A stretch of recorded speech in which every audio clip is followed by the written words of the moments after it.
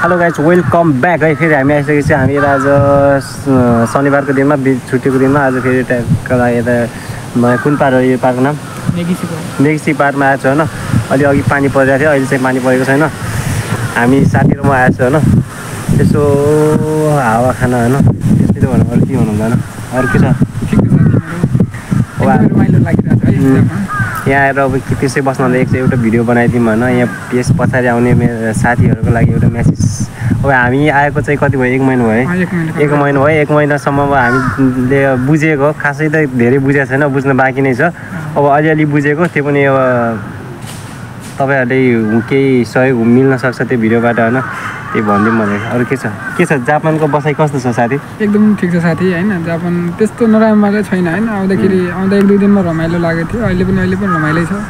केही दिनहरू पनि रमाइलै हुन्छ होइन। त्यस्तो गाह्रो छैन जापान भने जस्तै, तर है सोचे जस्तो छैन जापान। फेरि भाषा भएन भने नेपाल के जापानमा अलिक गाह्रो हुन्छ है।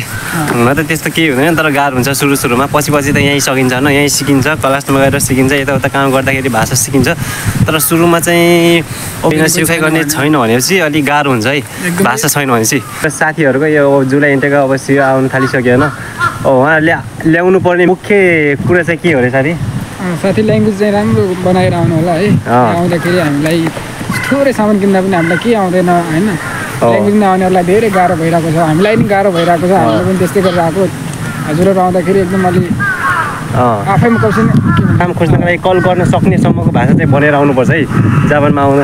अब नेपालमा अब मैले N5 क्लियर गरिसकेँ, N4 क्लियर गरिसकेँ भनेर कामै छैन क्या। काम छैन। त्यो सर्टिफिकेट हातमा परेन मात्रै काम छैन क्या। नआए पनि इङ्ग्लिस राम्रो आयो भने अब धेरै अब खाइसेहरूमा अब क्लासमा पनि पढाउँदाखेरि सरहरूले धेरै जसो सरहरूलाई इङ्ग्लिस आउँछ क्या। अब कोही बेला आउँदैन होइन। इङ्ग्लिस जान्ने भयो पनि धेरै सपोर्ट हुन्छ आफूलाई होइन। अब इङ्ग्लिस पनि नजान्ने, ल्याङ्ग्वेज पनि नजान्ने मान्छे अब कामै छैन क्या। अब ल्याङ्ग्वेज राम्रोसँग नजानेर आएपछि अब भर्खर न्युजहरू सुनिराख्नु भएको छ होला होइन। अस्ति अब 1 हप्तामा जापानमा नेपाली 3 जनाले सुसाइड गरे होइन। त्यस्तो हुन्छ होइन। यहाँ फेरि सानो मन भएको मान्छे नआउँदा नि हुन्छ, गाह्रो हुन्छ। काम टाइममा भनेको बेला फेला पर्दैन अनि डिप्रेसनमा पर्छ मान्छेहरू। त्यही भएर 1 हप्तामै 3 जनाले सुसाइड गरेको सुन्नुभएको होला हजुरहरूले सबैजनाले होइन। न्युज पनि हेर्नुभयो होला। गाह्रो छ यहाँ। अरू के भन्न चाहन्छु भने ल्याङ्ग्वेज चाहिँ एकदमै बेस्ट ल्याङ्ग्वेज बलियो बनाएर आउनु होला है। त्यही अरू केही होइन, ल्याङ्ग्वेज चाहिँ खतरा हुनु पऱ्यो।